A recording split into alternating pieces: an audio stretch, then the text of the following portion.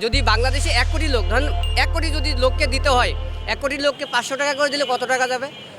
এই টাকাটা যদি আমরা নিজের ক্ষেত্রে নিজেরা যদি সঞ্চয় করি বা নিজে গিয়ে নিজের ভোট নিয়ে প্রয়োগ করি, নাগরিক অধিকার নিশ্চিতকরণ করি, তাহলে তো আমরা স্বনির্ভর বাংলাদেশ গড়তে পারবো। এভাবে ১৭ বছর অনেক তরুণ কিন্তু ভোট দিতে পারে নাই।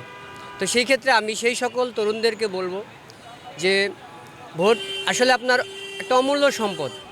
আসলে এই মুহূর্তে কিন্তু দেশের নাগরিক হিসাবে এবং দায়িত্ব এবং কর্তব্য হিসাবে কিন্তু আপনার যে দায়িত্ব এবং কর্তব্য আপনাকে কিন্তু যথাযথভাবে পালন করতে হবে। কিভাবে?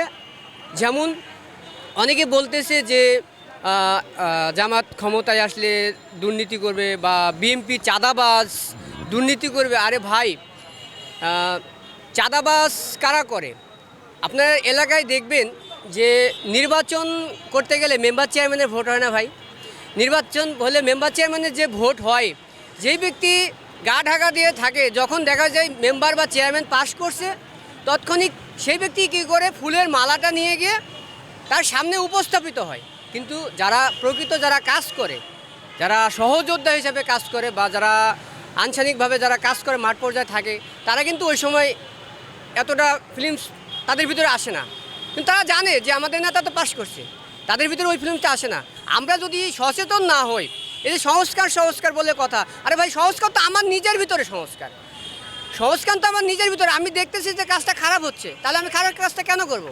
এবং অন্যকে উৎসাহিত করবো যে ভাইয়া আপনি খারাপ কাজটা করবেন না। এভাবে যদি আমরা নিজের নাগরিক যদি সচেতন হই, তাহলে হয়তো বাংলাদেশকে স্বনির্ভর বাংলাদেশ করা সম্ভব। তারেক রহমান কিন্তু একটি ঘোষণা দিয়েছেন যে করব কাজ গড়ব দেশ, সবার আগে বাংলাদেশ। আরে ভাই, আমরা যদি কাজ না করে যদি ঘরে বসে থাকি, তাহলে কি বাংলাদেশ এমনি গড়ে উঠবে? 12টা নারকেল যদি একজনের কাঁধে চাপাই দেয়, একজনের বোঝা হয় না।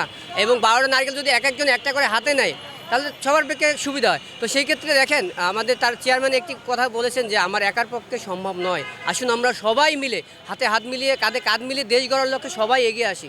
যেমন দেখুন, এই যে 17 বছর কিন্তু ভোট দেওয়ার সুযোগ আসছে। আমরা যারা সচেতন নাগরিক যারা আছি, তারা যদি মনে করি যে আমরা ভোট দিতে যাব না, তাহলে এটা কিন্তু তাদের ক্ষেত্রে ব্যর্থতা। কেননা মানে ভোট একটি হচ্ছে নাগরিক অধিকার। আমার অধিকারটুকু যদি আমি প্রয়োগ না দেই, তাহলে তার এটা নাগরিকতা বলা হয় না। হয় আমি তো বাংলাদেশের নাগরিক, তাহলে আমি কীভাবে গর্ব করে বলবো যে বাংলাদেশের নাগরিক? আমি ভোটটা দিলাম না, সুযোগ পেয়েও ভোটটা পচায় ফেললাম।